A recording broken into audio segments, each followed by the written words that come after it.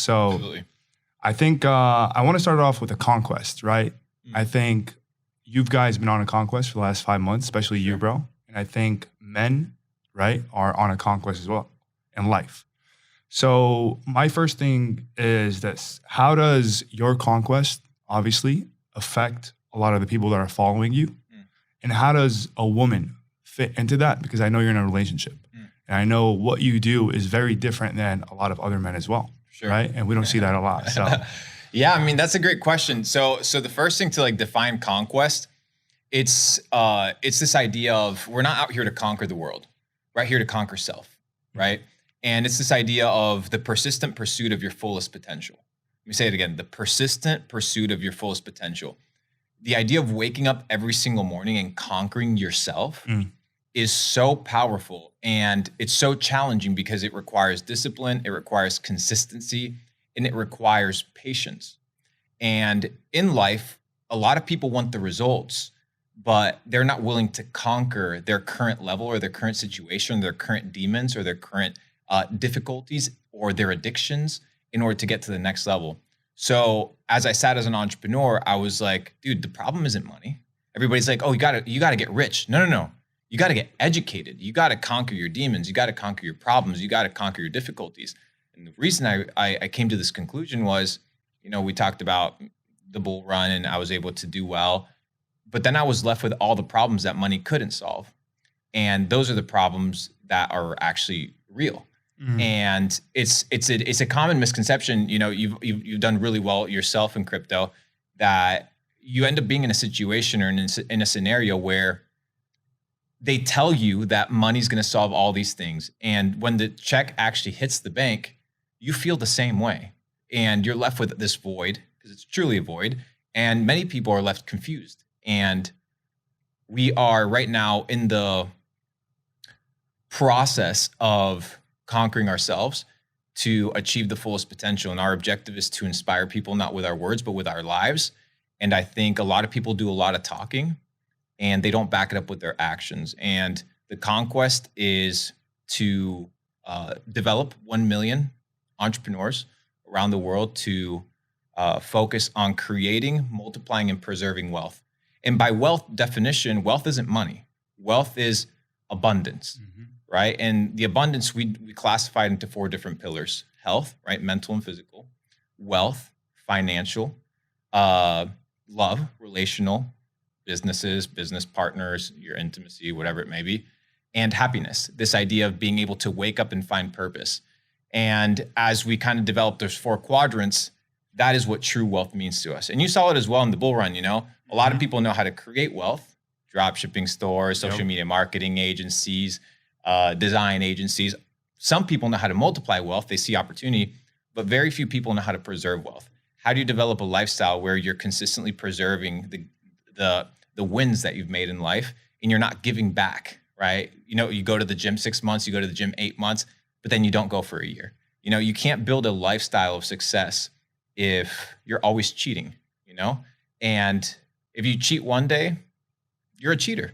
And, I say as a hypocrite, we have this idea of people being perfect, but don't look at the messenger, look at the message. And the message stands true, which is you need to develop yourself. You need to focus on yourself, and then the money will come. The relationships will come. The network will come. But you need to be able to train. You need to be able to focus. You need to be able to spend time with yourself, fighting those demons, fighting those challenges. And ultimately, that's what's going to lead you to a life of purpose and success. And Nate talks about it really well. He says that your day is divided into 2 sectors, and it's how to conquer your day. We talk about the conquest. You need to be able to conquer every single day. Mhm. Can you explain this idea of like the cycles, how you break down both days? And you were talking about it with somebody on Instagram Live. Can you go into that? Before I go into that, let's tap into what conquest is, right? Yep. It's conquest of the mind. We have to understand at a macro level that the mind is programmable. Either you program it or somebody's going to program it for you. Yeah. Correct? Now let's go into the cycles of the day. Most people don't understand that it's not insomnia. It's life is cycles, right? You start at night, you go to sleep, you wake up in the morning. It rinses and repeats. It rinses and repeats. And I have a lot of people are like, hey, Nate, how can I optimize my morning? How can I like be fully optimized? I'm like, no, the issue is you don't understand cycles, right? Because if you were to conquer or set certain parameters at night, those parameters are what are going to set you up for success the next morning. Mm-hmm. So understanding that life is a cycle and understanding that your mind is programmable and understanding that if you don't program your mind, somebody will program it for you. It kind of gives you a macro perspective of how the game is played. Yeah. So this idea of like, people want to, let's say it's Sunday night and they're like, well, I'm going to crush Monday morning. But all of the habits on Sunday night are setting them up for failure for Monday morning. So how can you conquer the week? Rest day. How can you conquer the week if you've already sabotaged yourself on Sunday? Mm-hmm. How can you be eating at 2 a.m, right? And be like, well, I'm going to wake up and go to the gym, but you already failed right before, right? So you're setting yourself up for failure. So it's this idea of the persistent pursuit of your potential, conquest 24/7, understanding how the mind works. And like Nate said, if you're not the one educating yourself, programming yourself, somebody out there is going to do it for you. And that's the difference between a king and a slave. Yeah. Nate, let me ask you this. So you've been obviously, when we talk about the 4 pillars, one of them is health, right? Yeah. And I think you've maximized that to its full potential coming from where you were physically, mentally. I don't know what the time period was, 8 months ago, maybe, right? I could be wrong correct. there. So me personally, when I look at health, I think it's one of the hardest things and the most slept on thing that people don't appreciate, right? Because everybody has it. So they look at it as something cheap. Oh, I'm just going to wake up. I'm going to feel fine again. Oh, I can eat this. I'm going to be fine tomorrow, right? But I think conquering the mind starts with conquering your habits. Obviously, you went from very shitty habits in a shitty situation to really good habits in a great situation, right? Correct. So what was the turning point, or what did you notice about the voice inside you, right? How did that sound when you were in a bad state, and how did that change to where you are now? I mean, first off, we have to understand what the brain is. Yeah. Right? Like the brain feeds us information, feeds us lies, feeds us truth, feeds us biases. Mm-hmm. Sometimes we can get stuck in the echo chamber. So understanding that if one is not operating with a healthy brain, the chances of you getting out of the rut are very slim, if none. Mm-hmm. So you have to understand, what is the purpose of the brain? How do I take care of the brain? And if I take care of my brain, I'll be able to operate at a higher level. Because me trying to change my lifestyle with a brain that is not functioning, with a brain that is not operating at its full capacity, a brain that is being attacked 24/7. Yeah. It's counterintuitive. How do you attack the brain? How does the body function? You have food, and then you have 2 other things that are more important than food. Water and air. Those 3 things, 24/7, especially if you're in a city, are being attacked. You're being attacked. Yeah. So it's understanding how you're being attacked.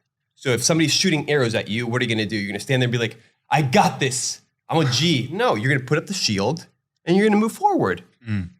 So it's understanding that the brain is basically a machine. It's a computer. You can program it and you have to take care of it. Yeah. And if you take care of it, it'll take care of you. Yeah, and if you take care of your mind, that's where everything starts.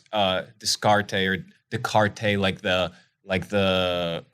French say. I say Descartes because I come from a Hispanic country. He says, "I think, therefore I am." So if you focus on how you're thinking, how you're processing information, then you can become whatever you want. And especially for all the crypto heads, all the Web3 nerds, and I'm one of them. Like people are sipping Mountain Dew 24/7 in the den. Dude, that's not optimized. In the last 12 months, I took about 12 or 13 trades in the crypto market. I just took an account from 5K to 100K in the last 7 months with like 11 trades. I think I was like 9 out of 11, and they were all winners. And it was because I had positioned my mind in such a way where I'm not out here hustling. I'm positioning my mind, I'm training myself, I'm developing, and then I'm taking action.